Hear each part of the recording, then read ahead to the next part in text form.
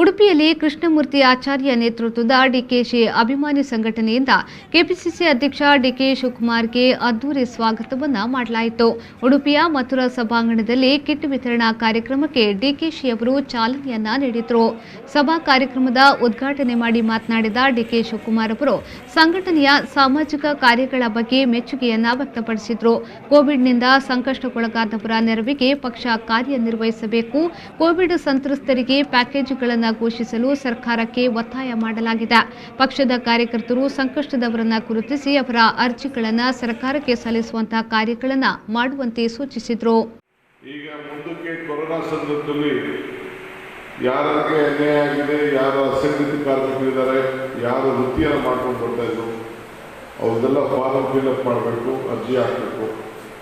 ಯಾರು ಸತ್ತಿದ್ದಾರೆ ಯಾರು ಅವರೆಲ್ಲ ಕೂಡ ಹೋಗಿ ಒಂದು ಕೊರೋನಾದಲ್ಲಿ ಸತ್ತಿದ್ದಾರೆ ಅಂತ ಡೆತ್ ಸರ್ಟಿಫಿಕೇಟ್ ಕೊಡಿಸಿಸ್ಬಿಟ್ಟು ನಾವು ಅವ್ರಿಗೆಲ್ಲ ಕೂಡ ಕಾಂಪೋಸಿಷನ್ ಸರ್ಕಾರದಿಂದ ಈಗಾಗಲೇ ಅನೌನ್ಸ್ಮೆಂಟ್ ಒತ್ತಾಯ ಮಾಡಿ ನಾವು ಮಾಡಿಸಿದ್ದೀವಿ. ಅವ್ರಿಗೆಲ್ಲರೂ ಕೂಡ ನ್ಯಾಯವನ್ನು ಒದಗಿಸ್ಕೊಳ್ಬೇಕು.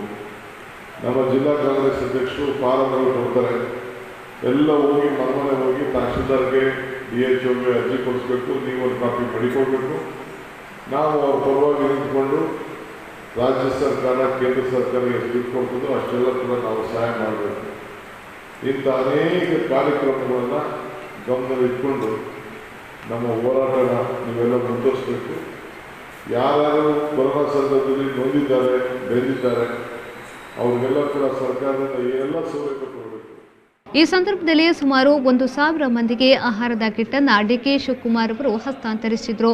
ಇದೇ ಸಂದರ್ಭದಲ್ಲಿ ಕೋವಿಡ್ ಸಂದರ್ಭದಲ್ಲಿ ಮೃತಪಟ್ಟ ನಿತ್ಯಾನಂದ ಕೆಮ್ಮಣ್ಣು ಹಾಗೂ ಸುಂದರ್ ಕಪ್ಪೆಟ್ಟು ಅವರ ಭಾವಚಿತ್ರಕ್ಕೆ ನುಡಿನಮನ ಸಲ್ಲಿಸಲಾಯಿತು. ಕಾರ್ಯಕ್ರಮದಲ್ಲಿ ಮಾಜಿ ಸಚಿವ ವಿನಯ್ ಕುಮಾರ್ ಸೊರಕೆ, ಮಾಜಿ ಶಾಸಕ ಗೋಪಾಲ್ ಪೂಜಾರಿ, ಜಿಲ್ಲಾಧ್ಯಕ್ಷ ಅಶೋಕ್ ಕುಮಾರ್ ಕೊಡವೂರು, ಕೃಷ್ಣಮೂರ್ತಿ ಆಚಾರ್ಯ, ಅಮೃತ್ ಕೃಷ್ಣಮೂರ್ತಿ ಮತ್ತಿತರರು ಉಪಸ್ಥಿತರಿದ್ದರು.